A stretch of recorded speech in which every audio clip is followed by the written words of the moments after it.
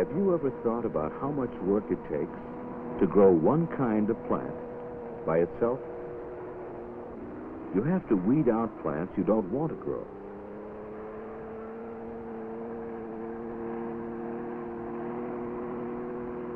You have to see that the plants you do want to grow are fertilized.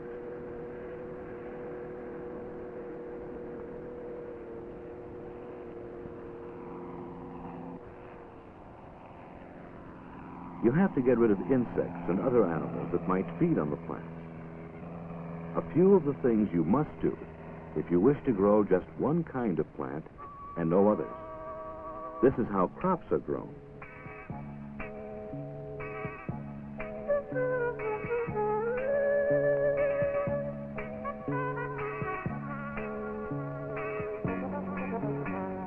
But what about where things are left to grow naturally?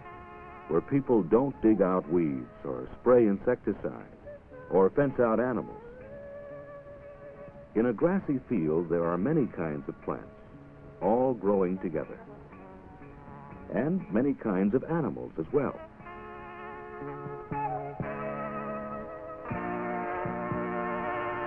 Even in a desert area, we find a variety of plants.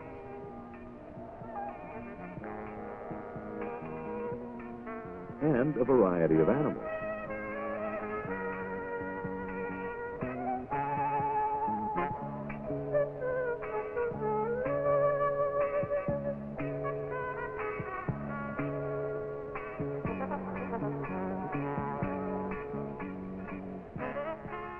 In a forest, hundreds, possibly thousands of different kinds of plants and animals live together.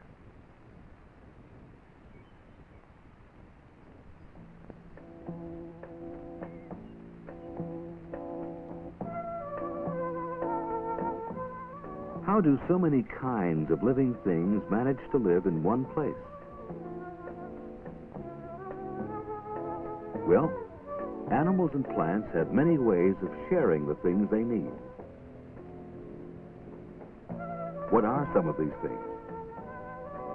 Light. One thing that all green plants need to live and grow. Tall trees get much sunlight, which they absorb through their leaves. Trees get all of the energy they need to grow in this way.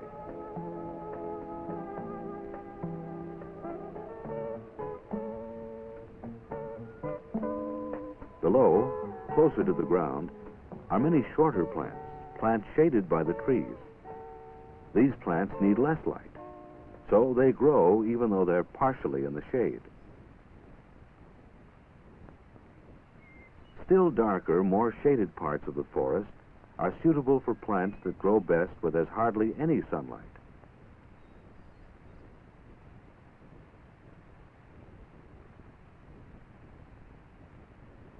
Mushrooms can grow in the dark because they're not green plants.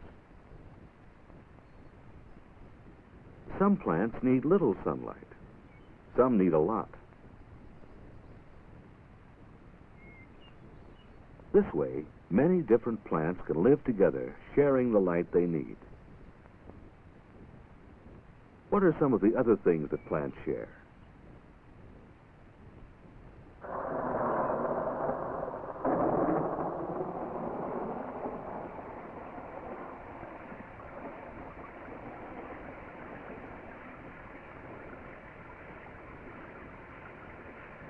Water. Water is something else plants need to live.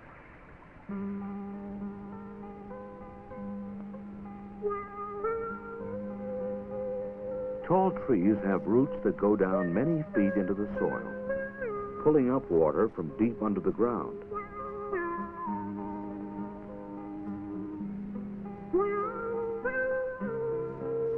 Smaller plants have shorter, thinner roots that bring up water from just a foot or so below the ground.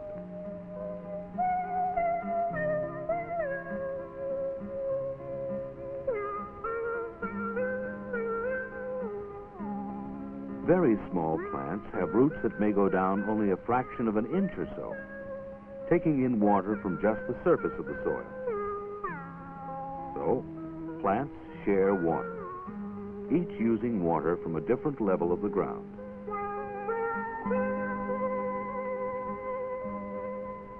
What about animals? Do animals share water? Some stand or wade in it.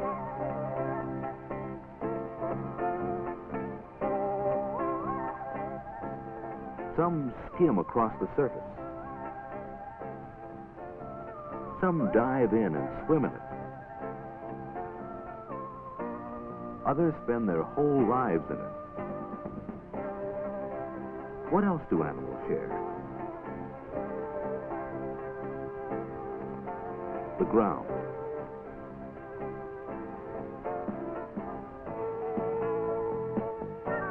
Many animals have homes in the ground, each living in a different part.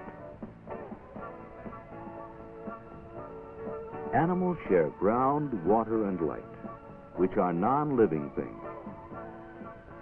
Can animals share living things as well? Let's think about a single plant, a milkweed plant.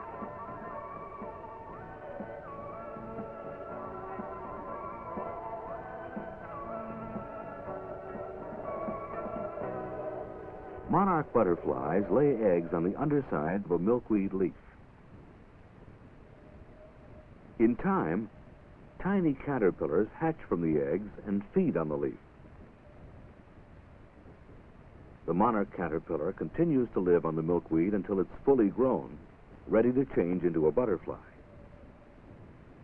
Aphids and other insects feed on the stem of the milkweed.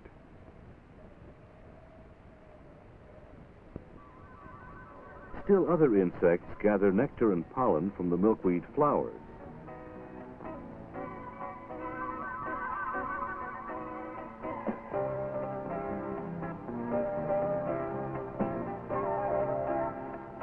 Milkweed seeds provide food for animals.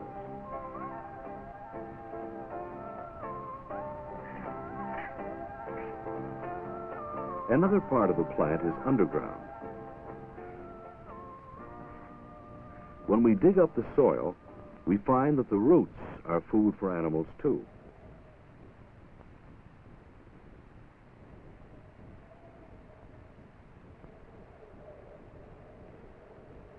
Some animals feed not on the milkweed itself, but on the many insects that live on or in the plant. Many kinds of animals can live together in and around the milkweed because they share the milkweed. A plant can be shared by other living things. What about an animal? Can an animal be shared?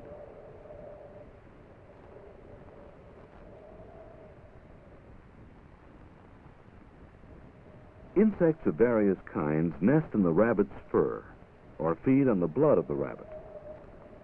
What about other parts of the rabbit? Waste materials from a rabbit may provide food for a fly. Or the materials may provide food for plants.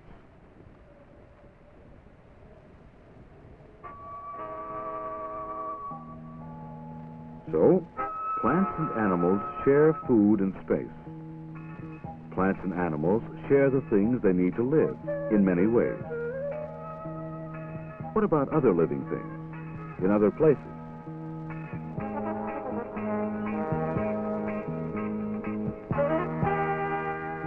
If you look closely, you can find all sorts of other ways in which living things share their surroundings. Ways in which plants and animals share the many things they need to live and grow.